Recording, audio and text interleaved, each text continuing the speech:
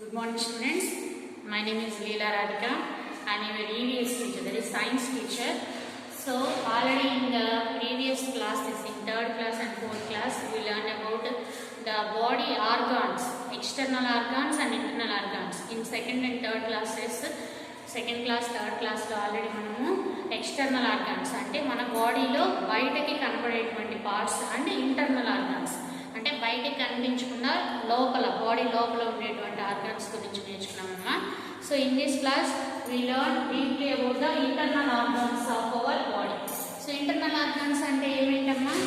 Brain, lungs, digestive system, kidneys.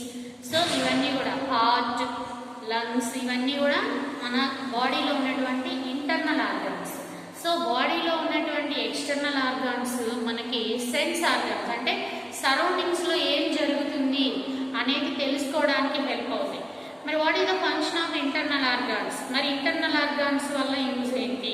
Internal organs వల్ల use ఏంటి అంటే మన బాడీని ఒక సిస్టమాటిక్గా అంటే ఒక పద్ధతిలో మన బాడీలో జరిగేటువంటి పనులన్నీ హెల్ప్ అవుతుంది అనమాట ఇంటర్నల్ ఆర్గాన్స్ అని. ఓకేనా? సో ఇందులో ఫస్ట్ ఇంటర్నల్ ఆర్గాన్ వచ్చేసరికి బ్రెయిన్. సో బ్రెయిన్ అంటే ఎక్కడ ఉంటుందమ్మా? ఎస్, ఇన్సైడ్ అవర్ హెడ్, మన తల లోపల ఉంటుంది. ఆ బ్రెయిన్ అనేది మన బాడీలో జరిగేటువంటి యాక్షన్స్ అన్నింటినీ కంట్రోల్ చేస్తుంది. హెడ్ ఆఫ్ ద డిపార్ట్మెంట్ అన్నమాట. ఓకేనా? సో మన ఇంట్లో ఎలాగైతే ఫాదరు మదరు అంటే ఫస్ట్ ఫాదర్ నెక్స్ట్ మదర్ ఎలాగైతే మన ఇంటిని ఆర్గనైజ్ చేస్తారో అదే మన స్కూల్కి వచ్చేసరికి first MD sir next HM madam ఎలాగైతే ఆర్గనైజ్ చేస్తారో అంటే ఒక సిస్టమేటిక్గా నడిచేటట్టు చూస్తారో అలాగా మన బాడీకి వచ్చేసరికి brain is the control organ which controls our body. మన బాడీని ఒక ఆర్డర్లో కంట్రోల్ చేస్తూ ఉంటుంది అన్నమాట. సో మరి బ్రెయిన్ ఎక్కడ ఉంటుంది, ఎలా ఉంటుంది, దాని ఫంక్షన్స్ ఏంటి అంటే చూడండి, బ్రెయిన్ అనేది మన హెడ్ తలలో ఉంటుంది. తలలో కూడా ఎలా ఉంటుంది, మనం ఇలా టచ్ చేసినప్పుడు తగులుతుందా బ్రెయిన్ మనకి? నో, తగదు. అలా ఇంటర్నల్ ఆర్గాన్స్ మనం ఇలా టచ్ చేస్తే అలా తగిలేటట్టుగా ఉంటే అవి డ్యామేజ్ అయిపోతాయి అన్నమాట.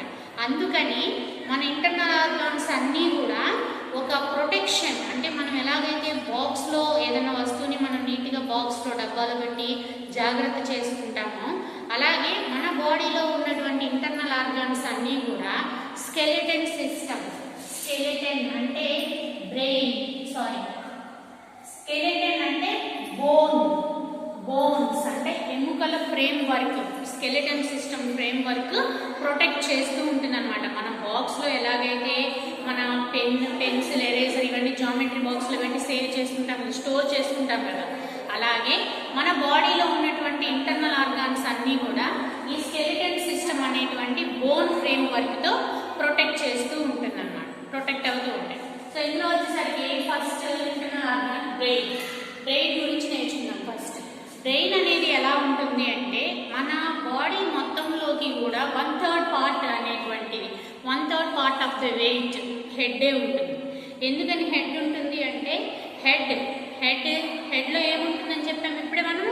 బ్రెయిన్. సో బ్రెయిన్ అనేటువంటిది బాడీ ఆర్గాన్స్ అన్నింటినీ కంట్రోల్ చేస్తూ ఆర్గనైజ్ చేస్తూ ఉంటుంది. అండ్ మన బాడీ వెయిట్లోకి వచ్చేసరికి 1/3 పార్ట్ అనేది మన బ్రెయిన్ వెయిట్ అంటే హెడ్ వెయిట్ ఉంటుంది. బ్రెయినే కాదు, బ్రెయిన్ని ప్రొటెక్ట్ చేస్తూ ఏముంటుందమ్మా? స్కల్. బ్రెయిన్ ప్రొటెక్ట్ చేస్తూ స్కల్ ఉంటుందన్నమాట.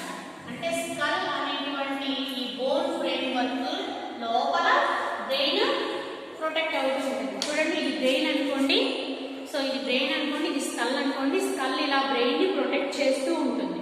ఈ స్కల్ పైన ఇక్కడ మనకి స్కిన్, హెయిర్ ఇలా ఉంటుంది అనమాట అంతటా. సో ఈ బ్రెయిన్ని ఇలా స్కల్ ప్రొటెక్ట్ చేస్తూ ఉంటుంది. మరి ఈ స్కల్ అనేది ఎలా తయారై ఉంటుంది? ఎలా అంటే నెంబర్ ఆఫ్ బోన్స్, చాలా బోన్స్ అన్ని ఇలా ఒకదానికి ఒకటి ఇలాగా అతుక్కుని ఉంటాయి అన్నమాట. ఇలా అతుక్కుని ఉన్నటువంటి బోన్స్ ఫ్రేమ్ వర్క్ స్కల్ లోపల ఈ బ్రెయిన్ ఇలా ప్రొటెక్ట్ అవుతూ ఉంటుంది. ఓకేనా? సో మరి బ్రెయిన్ షేప్ ఎలా ఉంటుంది అంటే సో యాసిస్ ఇలానే ఉండదు. సో ఇలాగా ఇవన్నీ కూడా ఏంటంటే ఫోల్డ్స్ అంటే ముడతలు.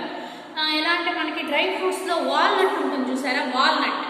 వాల్నట్ మీద ఎలాగైతే ఇలాగ గీతలుగా ఉంటాయో, వాల్నట్ మీద ఎలాగైతే ఇలా గీతలుగా ఉంటాయో అంటే ముడతలు ఎలా అయితే ఉంటాయో మనకి అప్పుడప్పుడు ఇంట్లో చెట్లకి కూడా ఆకులు ఏదైనా వైరస్ డిసీజ్ వచ్చినప్పుడు ఆకులు ముడుచుకుని ఉంటాయి చూసారా, సో అలాగనమాట ముడతలు. ఇలాగ వాల్నట్స్ మీద లీవ్స్ మీద వచ్చేటువంటి ముడతలు లాగా బ్రెయిన్ మీద కూడా అలాంటి ఫోల్డ్స్ అనమాట, హోల్స్. సో అలా ముడతలుగా ఉంటుంది బ్రెయిన్. సో ఈ బ్రెయిన్లో మళ్ళీ మనకి 3 పార్ట్స్ ఉంటాయి. అవి మనం నెక్స్ట్ క్లాస్ అంటే నెక్స్ట్ సెషన్స్లో నేర్చుకున్నాము. సో mainly brain is located inside our head, మన తలలో ఉంటుంది. అండ్ brain is protected with skull, స్కల్తో ప్రొటెక్ట్ చేస్తూ ఉంటుంది, అంటే రక్షించబడుతూ ఉంటుంది. సో ఇది వచ్చేసరికి brain. Next our internal organ is lungs. Brain head అయిపోయింది, హెడ్ తర్వాత కిందకి వచ్చేసరికి ఇక్కడ ఏముంటాయి మన చెస్ట్ మీద, లంగ్స్ ఇక్కడ లోపల అనమాట. సో లంగ్స్ వల్ల యూజ్ ఏంటి, ఇప్పుడు మనం ఉన్నాము. సో బ్రీతింగ్ అంటే తెలుసు కదమ్మా, ఏంటి breathe in and breathe out. ఒకసారి స్లోగా చేయండి అందరూ, ఇక్కడ హ్యాండ్స్ పెట్టుకొని స్లోగా లాంగ్ బ్రీత్ అంటే నిదానంగా బాగా గాలి పీల్చి వదలండి.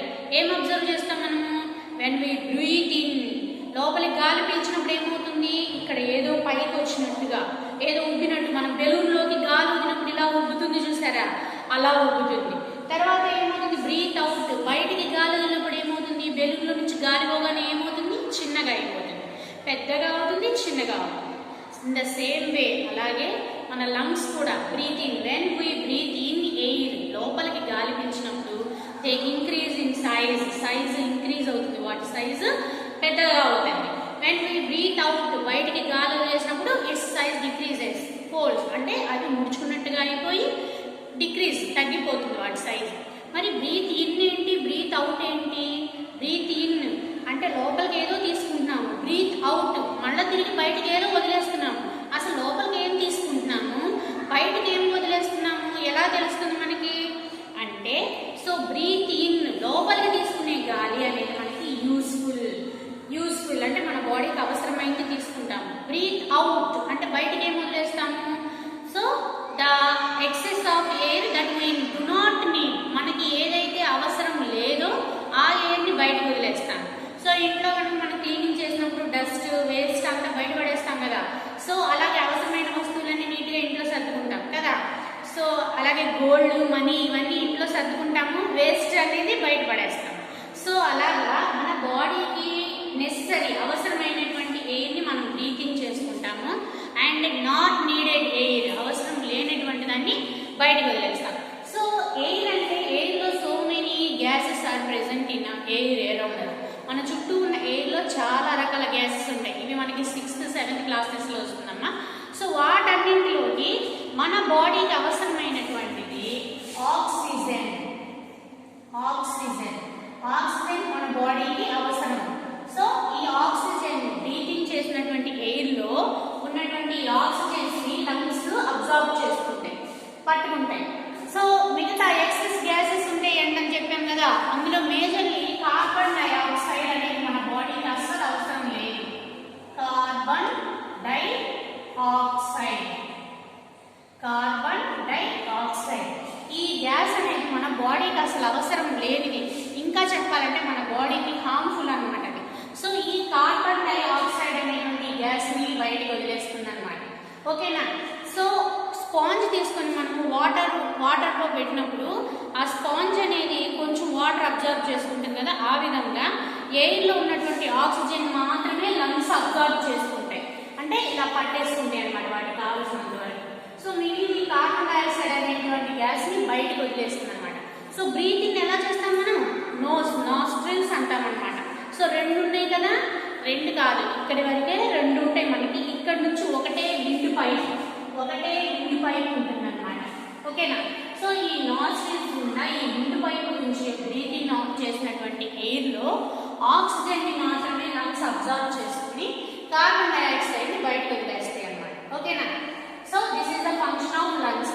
మరి ఇందాక ఇక్కడ బ్రెయిన్ ని స్కల్ అనేటువంటి బోన్ ఫ్రేమ్ వర్క్ ప్రొటెక్ట్ చేస్తూ ఉంది అని చెప్పాం కదా, రక్షిస్తుంది అని. మరి లంగ్స్ ని ఏవి ప్రొటెక్ట్ చేస్తాయి చెప్పాం కదా, మన ఇంటర్నల్ ఆర్గాన్స్ అన్నింటినీ బోన్స్ ఫ్రేమ్, స్కెలిటన్ అనే బోన్స్ ఫ్రేమ్ ప్రొటెక్ట్ చేయాలి అని. ఆ విధంగా లంగ్స్ ని ప్రొటెక్ట్ చేసేటువంటి బోన్ ఫ్రేమ్ వర్క్ ని రిబ్స్ అంటాం అన్నమాట. ఏమంటామమ్మా, రిబ్స్. సో లంగ్స్ ని ప్రొటెక్ట్ చేసేటువంటి ఈ బోన్స్ ని రిబ్స్ అంటాం. రిబ్స్ అనేవి మనకి ఇక్కడ నుంచి ఇక్కడ వరకు 12 pairs ఉంది. ఓకేనా? సో అవి ఎలా ఉంటాయంటే మనకి సో ఇలా ఈ లంగ్స్ మీద ఇలాగా ఉంటాయి అన్నమాట ఈ బోన్స్ అనేవి. సో ఇలా ప్రొటెక్ట్ చేస్తూ ఉంటాయి. ఓకేనా?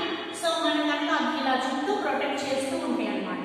వీటి లోపల ఈ లంగ్స్ అనేవి సేఫ్ గా ఉంటాయి మనకి. సో ఇవి లేవనుకో ఏమవుతుంది, మనం గబుకున ఆడుకుంటూ అలాగా పరిగెత్తు చేసినప్పుడు ఏమవుతుంది, పైన దెబ్బ తగిలిందని ఆటోమేటిక్ వాటి మీద కూడా ఆ డ్యామేజ్ అనేది జరిగి సో మనకు సివియర్గా ఇబ్బంది అవుతుంది, చనిపోవడం అలా జరుగుతుంది.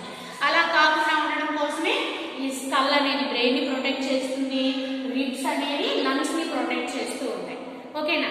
రిబ్స్ అనేవి మనం కనుక అబ్జర్వ్ చేసినట్టయితే చిన్న పిల్లల్లో ఇంకా బాగా సన్నగా ఉంటారు చూసారా పిల్లలు, వాళ్ళని కనుక మనము షర్ట్ లేకుండా చూస్తే అర్థమవుతుంది. ఇక్కడ నుంచి ఇక్కడ వరకు ఉంటాయి అన్నమాట, అలా బోన్స్ అన్నమాట. వెనక బ్యాక్ బోన్ నుంచి ఇట్లా ముందుకు ప్రొటెక్ట్ చేస్తూ ఉంటాయి. ఓకేనా?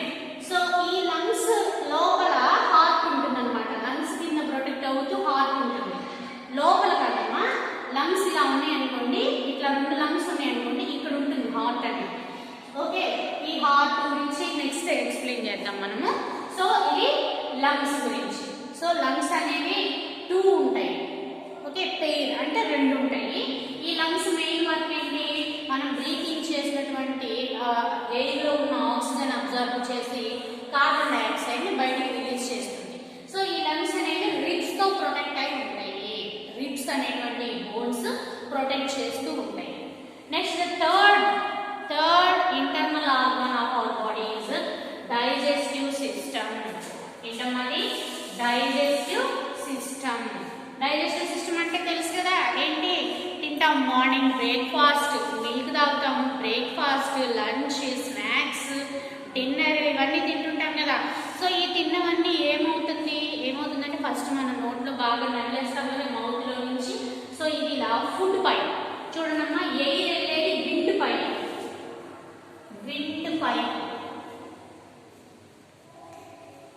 నెక్స్ట్ ఇది మనం తిన్న ఫుడ్ వెళ్ళేది. సో ఫుడ్ లోపలికి ఇలా వెళ్తుంది, మనం నోట్లో నమిలేసినటువంటి ఫుడ్ అంతా కూడా ఈ ఫుడ్ పైప్ ద్వారా లోపలికి వెళ్తుంది. ఓకేనా? సో ఇది ఏంటంటే డైజెస్టివ్ బ్యాగ్ అంటాం. డైజెస్టివ్ బ్యాగ్, దీన్నే స్టమక్ అని కూడా అంటాం.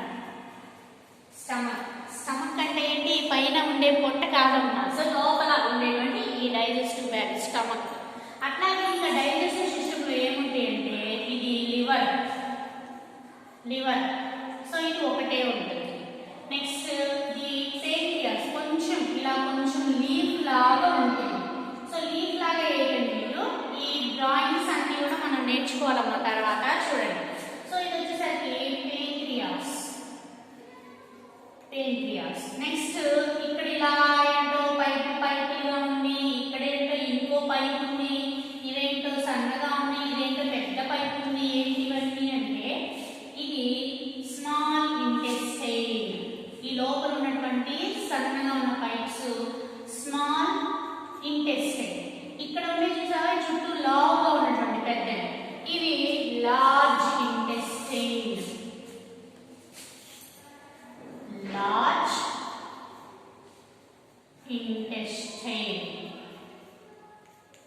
చూడు, small intestine, large intestine. So మనం తిన్నటువంటి ఫుడ్ అంతా కూడా ఈ ఫుడ్ పైప్ లో నుంచి స్టమక్, డైజెస్టివ్ బ్యాగ్ అని కూడా అంటారమ్మా దీన్ని. ఈ స్టమక్ లోకి వెళ్ళిపోయిన తర్వాత ఏమవుతుంది, మరి ఇంట్లో మమ్మీ బ్రేక్ఫాస్ట్ చేయడానికి ఇడ్లీ, దోశ చేస్తున్నా. ఎలా చేస్తుంది చెప్పండి? ఫస్ట్ పప్పు వాటర్ పోసి పప్పు నానబెడతారు బాగా. తర్వాత దాన్ని ఏం చేస్తాము, మిక్సీలోనో గ్రైండర్లోనో వేస్తామా. అప్పుడు ఏమవుతున్నది, బాగా పప్పు అంతా కూడా మనకి పిండిలాగా అయిపోతుంది మెత్తగా. సో అలాగా మనం తీసుకున్నటువంటి ఫుడ్ ఈ నోట్లో నమ్ముతాము, అక్కడే సగం ప్రాసెస్ మెత్తగా అవడం అయిపోతుంది. తర్వాత ఈ స్టమక్లోకి వచ్చాక ఇక్కడ కంప్లీట్గా గ్రైండ్ అవుతుంది అనమాట, బాగా మెత్తగా గ్రైండ్ అవుతుంది. ఎలా గ్రైండ్ అవుతుంది, లోపలికి ఏమైనా మనం ప్లగ్ పెట్టి కరెంట్ పంపిస్తున్నామా, మనం పిండేసేటప్పుడు మధ్యలో వాటర్ పోస్తుంటాం కదా, అలా ఏమైనా వాటర్ పోస్తున్నామా లోపలికి, కరెంట్ పాస్ చేస్తున్నామా స్టమక్లోకి, లేదు కదా. ఎలా డైజెస్ట్ అవుతుందంటే ఈ స్టమక్లో మనకి కొన్ని రకాల డైజెస్టివ్ జ్యూసెస్ అంటారు. డైజెస్టివ్ జ్యూసెస్ ఇవి కొన్ని రిలీజ్ అవుతుంటాయి స్టమక్లో ఆటోమేటిక్గా. వీటికి తోడు ఇక్కడ లివర్ ఉంది కదా, ఈ లివర్లో నుంచి ఇంకొన్ని యాసిడ్స్ అనేవి ఇక్కడ కలుస్తాయి అన్నమాట. దీంట్లోకి ఇలా కలుస్తాయి. అట్లాగే ఇక్కడ పేంక్రియాస్ ఉంది కదా, ఇక్కడ లింకుని చూడండి, ఇక్కడ నుంచి ఇంకొన్ని యాసిడ్స్ కలుస్తాయి.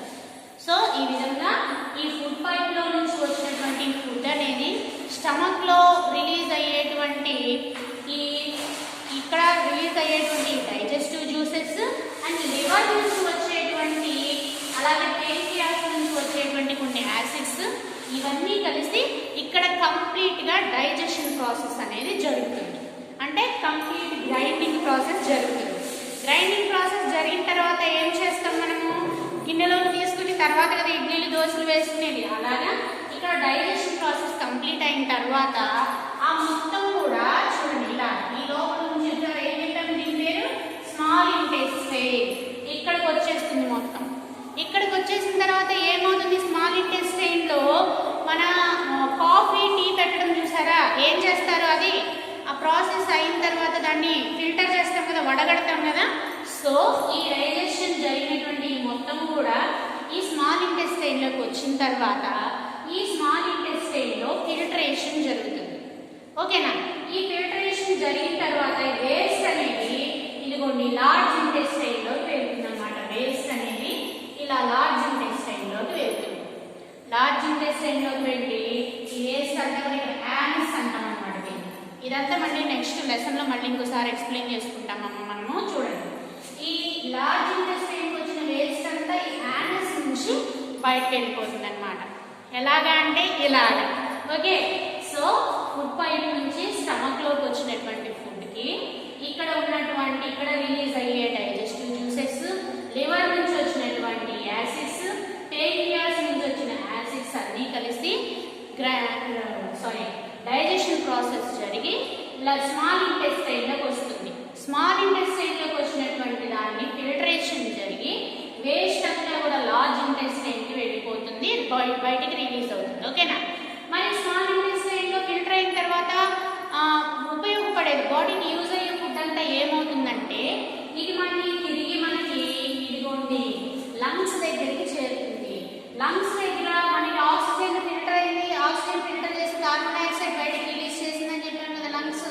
సో ఈ డైజెషన్ జరిగి వచ్చినటువంటి ఈ ఫిల్టర్ జరిగి వచ్చినటువంటి ఫుడ్ లో నుండి ఈ లంగ్స్ నుంచి వచ్చినటువంటి ఆక్సిజన్ రెండు కలిసి ఇక్కడ హార్ట్ ఉంటుంది, హార్ట్ దగ్గర నుంచి మన బాడీ అంతా సర్క్యులేట్ అవుతాయి అన్నమాట.